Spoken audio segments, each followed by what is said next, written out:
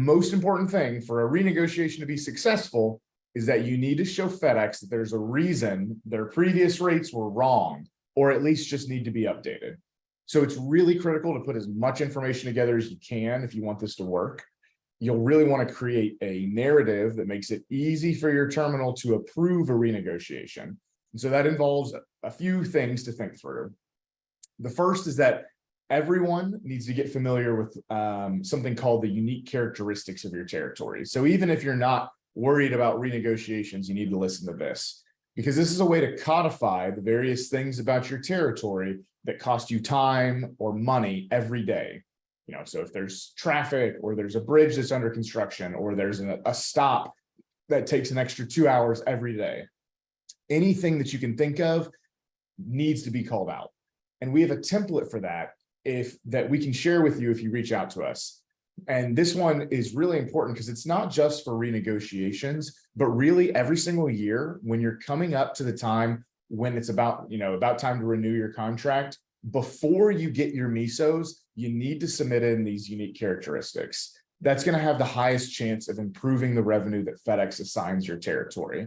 So whether you're talking about a renegotiation or just your normal year, you need to make sure that you're filling out these unique characteristics and getting it in the hands of your terminal manager and the negotiator every year. And as crazy as it seems, I would not assume that what you sent last year is still going to be saved and that they're still going to have it when they're looking at your contract for next year. I would still submit it every single year and illustrate anything that's happened. Make sure to re-highlight the unique characteristics about your territory that cost you time and money. Now, for a renegotiation beyond the unique characteristics, you're going to need to show receipts or any detail you can for expenses that have increased that you think FedEx hasn't properly taken into account.